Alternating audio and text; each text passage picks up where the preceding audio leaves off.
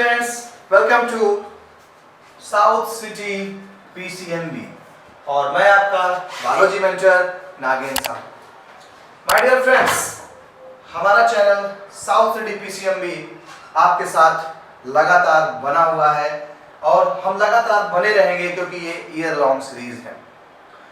और हमारे 12th के लिए आज हम जो चैप्टर के टॉपिक डिस्कस करने वाले हैं वो टॉपिक है स्पर्मेटोजेनेसिस, यानी formation of sperm.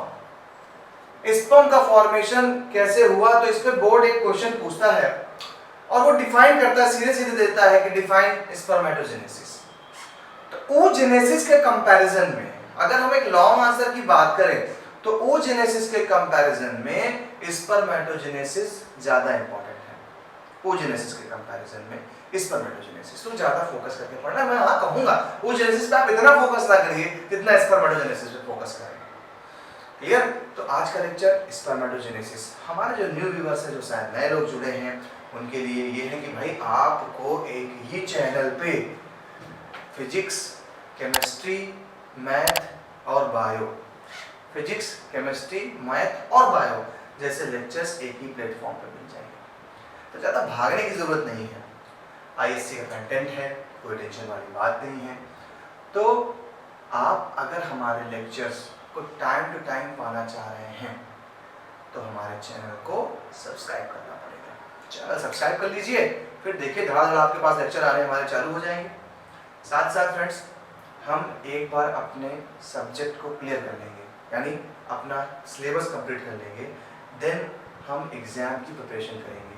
Important question पर डिस्कस करेंगे, गेस्ट पेपर पे, मॉडल पेपर पे, इन पे भी हम कंटिन्यूअसली डिस्कस करते रहेंगे। तो चलिए समय को बचाते हुए हम चालू करते हैं साउथ सिटी PCMB पर अपना लेक्चर स्पर्मेटोजेनेसिस।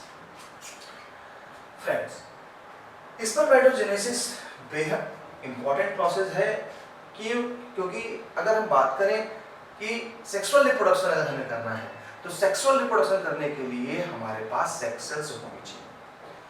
सेक्स सेल्स बोलूं मैं, सेक्स सेल बोल दूं,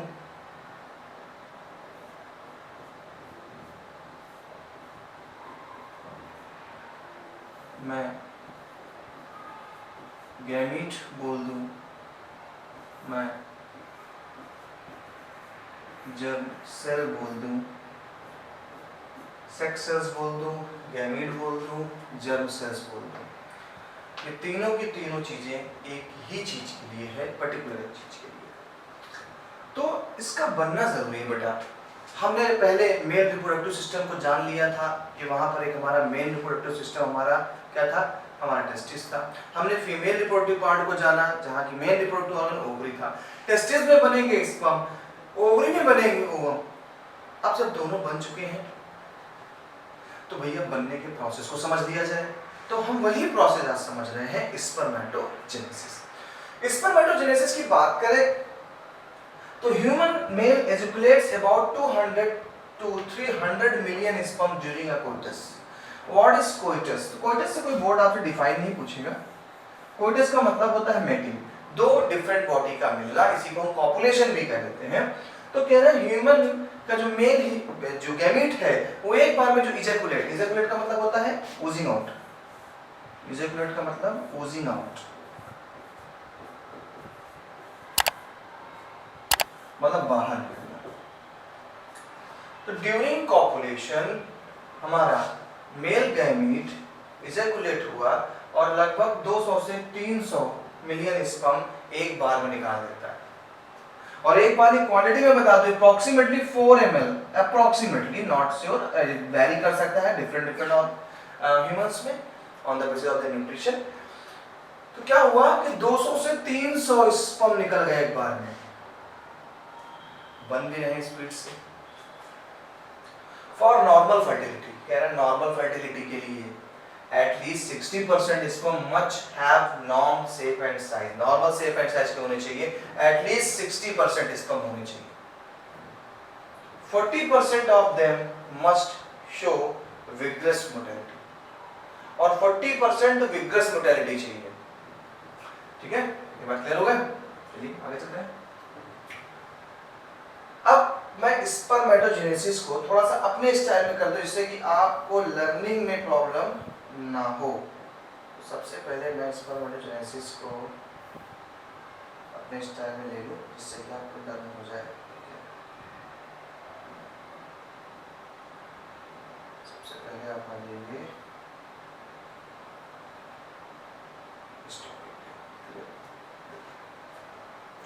स्पर्मेटोजेनेसिस जूम कर लें इससे क्या करने में आसानी हो जाए।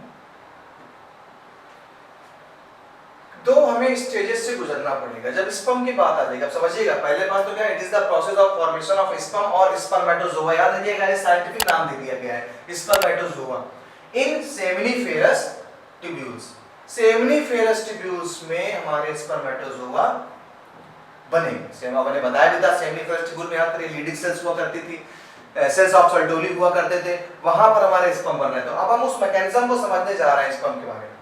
कह रहा है स्टेजेस क्या है स्पर्मेटोजेनेसिस। पहला स्टेज है फॉर्मेशन ऑफ स्पर्मेटिड्स। पहले आप स्पर्मेटिड बनाएंगे, डायरेक्ट स्पर्मेटोजोआ नहीं बनेगा। पहला step formation of spermatids. Second step spermiogenesis. Spermatid क्या होता है? स्पर्मेटोगोनिया यानी sperm mother cell produces spermatids. तो जो सबसे पहली बात तो ये है कि जो मदर सेल होती है, क्योंकि हमें पता है हर एक मदर सेल से ही डॉटर सेल जनरेट होगी। तो जो मदर सेल है जिसको हम बोल रहे हैं स्पर्म मदर सेल या स्पर्मेटोगोनिया, ये स्पर्मेटोगोनिया से क्या बनेंगे? इस बनेंगे स्पर्मेटिड। इससे बने स्पर्मेटिड। स्पर्मेटोगोनिया से बने स्पर्मेटिड। अब स्पर्मेटिड बन गए, अब क्या होगा? अब स्पर्मेटिड ट्रांसफर इनटू स्पर्म। थोड़ा बहुत बॉडी में चेंज होता है, हेड में चेंज होता है, न्यूट्रिशन मिलता है, और उसके बाद हमारा जो स्पर्मेटिड्स है वो स्पर्मेटोजोआ में कन्वर्ट होगा। तो पहले आपके लिए है दो स्टेजेस हैं। पहला स्टेज क्या है? फॉर्मेशन ऑफ स्पर्मेटिड, और सेकंड स्टेज क्या है? स्पर्मियोजेनेसिस। तो फॉर्मेशन ऑफ स्पर्मेटिड में क्या लिखेंगे? Spermatogonia produce spermatids. क्लियर? फिर हमारा जो स्पर्मेटिड्स है ये ट्रांसफर हो किसमें? स्पर्म में। क्लियर? आगे चलिए, आप आ जाइए सीधे मैकेनिज्म। ये देखिए, सबसे पहले मैकेनिज्म को आप 3 स्टेप में डिवाइड कर दीजिए। 3 स्टेप में मैकेनिज्म को डिवाइड करिए। ये पहला step, second step and last है थर्ड स्टेप। समझाता हूं। पहले नॉर्मल देखिए वो क्या है। ये हमारी एक स्पर्मेटोगोनिया है। इस स्पर्मेटोगोनिया में डिवीजन हुआ, माइटोसिस, और माइटोसिस डिवीजन से ढेर सारे हमारे स्पर्मेटोगोनिया बन गए, यानी मदर से ढेर सारी बन गई। यहां से देखिएगा स्पर्मेटोगोनिया है क्या? ये स्पर्म, ये है स्पर्म मदर सेल, ये है स्पर्म मदर सेल जिसे हम स्पर्मेटोगोनिया कहेंगे। अभी जब यही आप पढ़ेंगे ओवम का फॉर्मेशन तो ओगोनिया बोल देंगे। स्पर्मेटोगोनिया मदर सेल है, क्रोमोसोम नंबर डिप्लॉयड है, यानी ह्यूमन की बात करें तो 46 है या 23 पेयर। मदर सेल ने डिवीजन किया, ढेर सारी सेल्स बना दी, माइटोसिस डिवीजन हो रहा है। अभी मियोसिस नहीं स्टार्ट है, क्योंकि हमें पता है कि जब भी गैमीट्स का फॉर्मेशन होता है तो मियोसिस से डिवीजन होता है गैमीट्स के फॉर्मेशन में। अब देखिए ढेर सारी सेल्स बन गई। सेकंड स्टेप आप देख रहे हैं कि इन्हीं में से कुछ सेल ने क्या किया? अपने साइज को इंक्रीज कर लिया। क्या किया? साइज को इंक्रीज कर लिया। देखिए बड़ी हो गई साइज में, यानी ग्रोथ कर ली। पहले में मल्टीप्लाई किया, ढेर सारी हो गई, दूसरे में ग्रोथ कर लिया, तीसरे में क्या कर रहे हैं? देखो तीसरे में मियोसिस स्टार्ट हो गया। और आपको पता है कि मियोसिस सेल डिवीजन 2 स्टेप में होता है, meiosis first and meiosis second. Meiosis first में one mother cell divide into 2 daughter cell, फिर मियोसिस सेकंड में हर एक डॉटर सेल फिर से 2 डॉटर सेल का फॉर्मेशन करती है। वही यहाँ पे हुआ। तो मियोसिस फर्स्ट में हुआ, एक मदर सेल डिवाइड हुई 2 daughter cell, chromosome number half. Chromosome number क्या हो गया? हाफ हो गया, रिडक्शनल डिवीजन हो गया।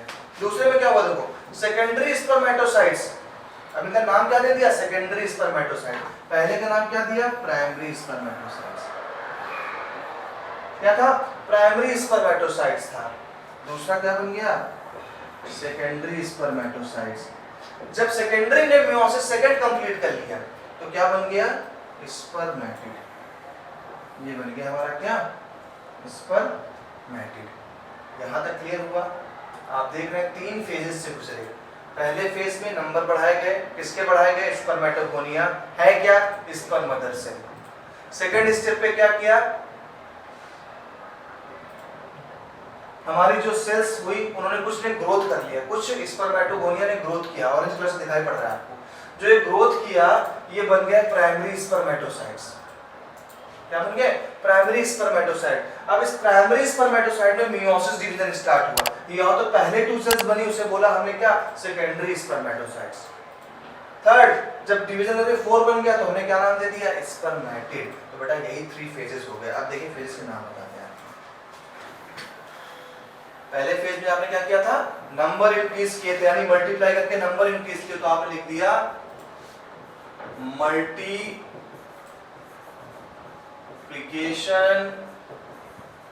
फेज। फर्स्ट फेज हो गया हमारा मल्टीप्लिकेशन फेज, क्योंकि मल्टीप्लाई कर रही है। देन आप देख रहे हैं कि कुछ स्पर्मेटोगोनिया ने ग्रोथ कर ली, तो ये बन गया बेटा ग्रोथ फेज। ये हो गया ग्रोथ फेज। इसके बाद आप देख रहे हैं चीजें मैच्योर हुई हैं, मैच्योर स्पर्मेटिड हमारे तैयार हुए हैं। ये हो गया हमारा क्या, ये ग्रोथ फेज था, ग्रोथ फेज अब क्या हो रहा है, ये हमारा मैच्योरेशन फेज हो गया पूरा। इसको हमने राइट कर दिया मैच्योरेशन फेज। ये हो गया मैच्योरेशन फेज। फिर हमने क्या बताया था, स्पर्मेटिड हमारा तैयार हो गया। अब स्पर्मेटिड थोड़ा सा चेंजेस हुए, आप देख रहे हैं टेल आ गया, हेड आ गया है। अब इस प्रोसेस को हम क्या बोल देते हैं, स्पर्मियोजेनेसिस। मैच्योर हो रहे हैं हमारे स्पर्मेटिड्स, तो जब मैच्योर हो रहे हैं तो उस मैच्योर के लिए प्रोसेस आ गया स्पर्मियोजेनेसिस, और बना क्या बेटा, स्पर्मेटोजोआ। तो आईएससी के लिए एक ये छोटा सा डिफाइन आपके लिए इंपॉर्टेंट है। आईएससी के लिए एक छोटा सा डिफाइन आपके लिए कि व्हाट इज स्पर्मियोजेनेसिस, या what is the difference between spermatogenesis and spermiogenesis. तो spermatogenesis is the formation of spermatozoa and the spermiogenesis is the process by which spermatids matured into spermatozoa। बहुत है इंपॉर्टेंट ये question, लिख लीजिए इस question को। मैं जैसा कि कहता हूं लेक्चर में स्टार्टिंग में भी कि मैं टॉपिक के बीच में आपको क्वेश्चन बोलूंगा या राइट कर दूंगा जो कि बोर्ड में आने के आसार है और बोर्ड में पूछे गए हैं। इस चीज को अपने दिमाग में रख लीजिए। Clear, okay. तो आपके क्वेश्चन क्या बना यहाँ पर कि पहला क्वेश्चन तो हमारा स्पर्मेटोजेनेसिस है ही इंपॉर्टेंट, कोई दिक्कत ही नहीं है, वो तो पूरा हमारा इंपॉर्टेंट है। हमारा दूसरा क्वेश्चन क्या बनेगा इस पे कि what is the difference between spermatogenesis and spermiogenesis, ठीक है ना आपको। तो ये स्पर्मेटोजेनेसिस में हो गया। अब देखिए हमारे पास ढेर सारे क्या हो गया, स्पर्म तैयार हो गए हैं। तो जब स्पर्म का फॉर्मेशन हो रहा होता है सेमिनिफेरस ट्यूब्यूल में, तो डायरेक्ट हमारे स्पर्मेटोजोआ नहीं बन जाएंगे, पहले स्पर्मेटिड बनते हैं, फिर स्पर्मेटिड सेल्स ऑफ सर्टोली की हेल्प से क्या होंगे, मैच्योर होंगे। मैच्योर में देख रहे हैं हेड आ गया, टेल आ गया, और इस प्रोसेस को आपने क्या बोला, स्पर्मियोजेनेसिस। ठीक है, चलिए आगे चलते हैं।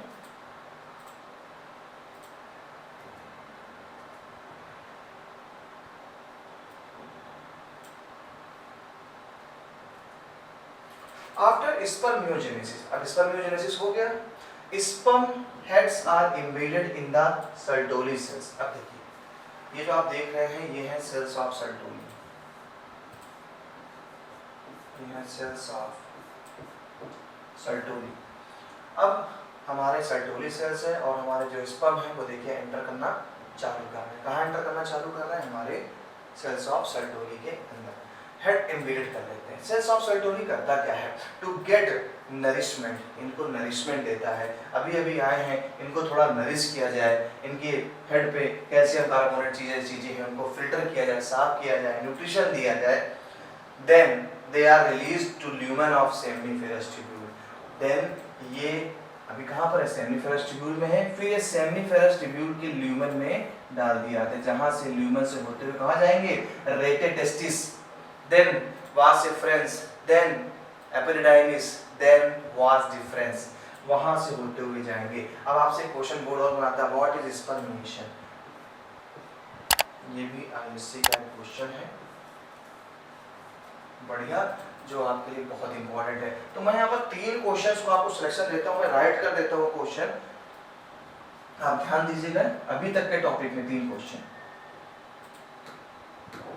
मैं चलते उसमें आपको क्वेश्चन बताता चलूंगा जो आपके लिए इंपॉर्टेंट होगा। पहला क्वेश्चन आपके लिए था,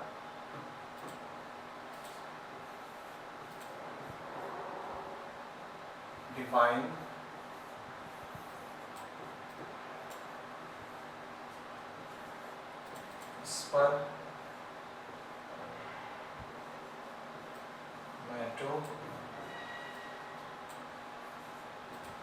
spermatogenesis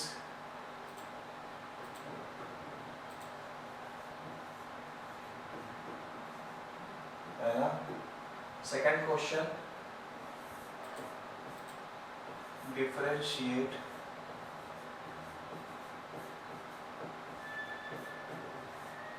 between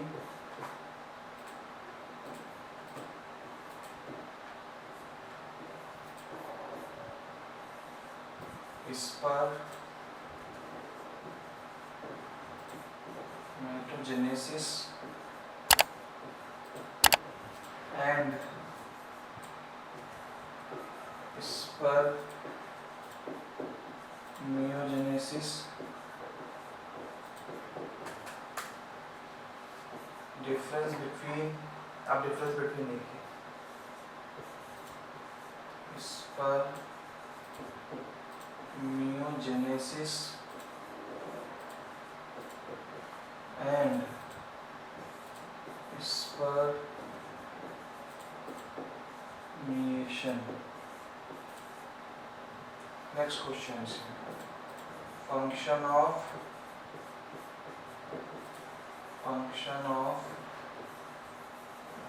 cells of Sertoli. Function of cells of Sertoli. ये क्वेश्चन आपके लिए इससे इंपॉर्टेंट रहेंगे। अच्छा, स्ट्रक्चर ऑफ स्पर्म भी इंपॉर्टेंट है, स्ट्रक्चर ऑफ स्पर्म, ये भी आपके लिए इंपॉर्टेंट क्वेश्चन। तो इतने इंपॉर्टेंट क्वेश्चन यहाँ के इस टॉपिक से मिलेंगे। चलिए टॉपिक वापस आ जाए, ये क्वेश्चन आप अपना स्क्रीनशॉट ले लीजिएगा, पॉज करके स्क्रीनशॉट लेकर, ठीक है। और इससे क्वेश्चन कोई ना कोई फंसना है बोर्ड में तय है, समझ लीजिए। अब देखिए हम बात कर रहे हैं एक स्पर्म के स्ट्रक्चर की। तो स्पर्म के स्ट्रक्चर की बात अगर करें हम, सबसे पहले हम चलते हैं, एक जो मैच्योर स्पर्म हमारा है, उस मैच्योर स्पर्म की जो लेंथ है इतनी लॉन्ग होती है, लेकिन ये नॉलेज के लिए है, आपको इसको लर्न नहीं करना है। Sperm is enveloped by a plasma membrane, ये एक प्लाज्मा मेम्ब्रेन की बढ़िया कवर अप होती है, जैसे एक नॉर्मल सिंगल सेल होती है वैसे ही हमारा सिंगल सेल स्ट्रक्चर है। स्पर्म के 3 पार्ट होते हैं बेटा। पहला पार्ट है head, first part will be head, second middle piece and third tell.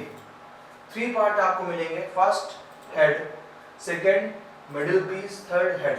हर एक का पार्ट का अपना काम है। जैसे हम बात करें हेड पे, अगर हम हेड पे आ जाए तो हेड ओवल शेप्ड है। ओवल शेप हमारा क्या है, हेड है, जो आप देख रहे हैं ब्लू कलर का। इस बेटा हेड पे सबसे ज्यादा इंपॉर्टेंट पॉइंट बनता है कि formed of nucleus and acrosome. आपसे पूछे एक्रोसोम क्या, तो एक्रोसोम पे फोकस करना है। Acrosome is formed from Golgi complex, ये गोल्जी कॉम्प्लेक्स का बना होता है, एक तरीके से गोल्जी कॉम्प्लेक्स का मॉडिफिकेशन है। It contains lactic enzyme. तो ये जो आप देखेंगे यहाँ पर क्या है, हमारा एक्रोसोम है, गाल्जी बॉडी का मॉडिफाइड पार्ट है, और यहाँ पर एंजाइम है लैक्टिक एंजाइम। ये लैक्टिक एंजाइम डाइजेस्टिव एंजाइम की तरह काम करते हैं, पर समझ में आएगा जब मैं आपको पढ़ाऊंगा फर्टिलाइजेशन। तो एक्रोसोम पे क्या है, लैक्टिक एंजाइम्स है। Behind the head is an egg, और हेड के, तो आपको यहाँ पर जो पॉइंट याद रखना है, हेड में एक्रोसोम, बस केवल हेड में एक्रोसोम। पहले 3 पार्ट हुए, हेड, मिडिल पीस, टेल। अब हेड में क्या है, एक्रोसोम है, न्यूक्लियस तो है ही है, एक्रोसोम का मेन काम है। एक्रोसोम में है क्या, लैक्टिक एंजाइम्स है। मिडिल पीस आ गए, मिडिल पीस क्या है हमारा, यहाँ पर माइटोकॉन्ड्रिया बहुत मिलेंगे। देखिए अगर आप मिडिल पीस पे आ जाए तो composed of axial filament, axial filament जो देख रहे हैं आप, सराउंडेड बाय माइटोकॉन्ड्रिया। अब यहाँ पर माइटोकॉन्ड्रिया है, आपसे क्वेश्चन करेगा स्पर्म को एनर्जी कौन दे रहा है, स्पर्म की मोटिलिटी के लिए एनर्जी कौन दे रहा है, तो स्पर्म की मोटिलिटी के लिए जो एनर्जी दे रहा है वो एनर्जी दे रहा है माइटोकॉन्ड्रिया। क्या दे रहा है, माइटोकॉन्ड्रिया। यहाँ पर केवल इतना पार्ट आपको याद रखना है कि मोटिलिटी के लिए एनर्जी किसने दी, वो माइटोकॉन्ड्रिया ने दी। टेल का बहुत नहीं लंबा पढ़ना है, थ्योरी में लिख देता हूँ जिससे कि आपको नोट्स की टेंशन ना हो, स्कूल के नोट्स में प्रॉब्लम ना हो, इसी से आप बना सकते हैं। टेल में जो बेटा टेल होती है क्या लिखती है, मोटिलिटी में ये भी हेल्प कर रही है ना। तो tail the sperm moves in fluid medium and female genital tract by the undulating movement of the tail. Tail की अनडुलेटिंग मूवमेंट होती है ऐसे, ठीक है। तो ये तो बेटा हमारा स्पर्म हो गया, इसका स्ट्रक्चर इंपॉर्टेंट है एग्जाम के लिए। अब आ जाइए, कुछ हार्मोन्स है हमारा जो स्पर्म के सिक्रीशन को कंट्रोल करते हैं, वो हार्मोन्स हमारे कौन से हैं। देखिए सबसे पहला हाइपोथैलेमस। हाइपोथैलेमस फोर ब्रेन का पार्ट होता है। रोल ऑफ हार्मोन्स स्पर्मेटोजेनेसिस में है, ये हमारे फोर ब्रेन में पाया जाता है।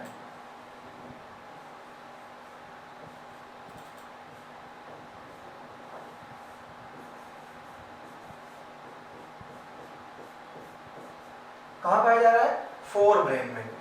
हाइपोथैलेमस सेक्रेट करता है जीएनआरएच, जीएनआरएच एक्ट करता है एंड पिट्यूटरी पे, पिट्यूटरी क्या करता है, दो गोनाडोट्रोपिन्स निकालता है, luteinizing hormone, follicular stimulating hormone. ये हार्मोन का नाम याद कर लीजिए, अभी मेंस्ट्रुअल साइकिल में भी और ओव्यूलेशन में भी काम करेंगे। तो हाइपोथैलेमस ने निकाला क्या, गोनाडोट्रोपिन रिलीजिंग हार्मोन। ये हार्मोन कहां पहुंचा, पिट्यूटरी के पास। पिट्यूटरी ने तुरंत क्या निकाला, गोनाडोट्रोपिन हार्मोन निकाले। ये आपके जेनिटल ट्रैक्ट के लिए होते हैं। पहला हार्मोन ल्यूटिनाइजिंग हार्मोन, दूसरा है follicle stimulating hormone. Luteinizing hormone act करता है लीडिक सेल्स पे। लीडिक सेल्स थी कहां पर, याद करिए, इंटरस्टिशियल टिश्यू में। लीडिक सेल्स क्या निकालता है, एंड्रोजन, और एंड्रोजन क्या करता है, स्टिमुलेट करता है स्पर्मेटोजेनेसिस को, भैया स्पर्म बनो, स्पर्म बनो। जबकि फॉलिकल क्या कर रहा है, act on Sertoli cells, cells of Sertoli पे न्यूरल नरिशमेंट दे रहा है, stimulate the secretion of factor for spermiogenesis. Spermiogenesis था क्या, मैच्योरेशन था, नरिशमेंट था, देना किसको देना, हमारे डेवलपिंग स्पर्मेटोजोआ। तो ऐसे हार्मोन्स भी हमारे कंट्रोल करते हैं। हार्मोन वाला पार्ट फीमेल में ज्यादा इंपॉर्टेंट है, मेल में कम। लेकिन हार्मोन्स ये जो है नाम लगभग आपको मैच करेंगे, तो इसको याद रख लीजिएगा। हाइपोथैलेमस से निकाला जीएनआरएच, कहां पहुंचा, पिट्यूटरी ग्लैंड के पास। पिट्यूटरी ग्लैंड से निकले दो hormone, luteinising, follicular stimulating hormone, और इन लोगों ने अपना काम किया। तो बेटा आज की मुलाकात हमारी आपकी यहीं तक रहेगी। नेक्स्ट टाइम पे हम मुलाकात करेंगे और बात करेंगे कि हमारा अगला टॉपिक क्या है। तो first of all thanks for watching till and, और हम आपके साथ ऐसे ही बने रहेंगे अपने चैनल साउथ सिटी पीसीएमबी पे। और मेरे नाम बताने की जरूरत नहीं है, लेक्चर स्टार्टिंग में मैंने बोल दिया आपसे, मैं आपके साथ तो हूँ, ईयर लॉन्ग सीरीज है। चलिए फिर मुलाकात करते हैं नेक्स्ट लेक्चर पे, तब तक के लिए बाय बाय।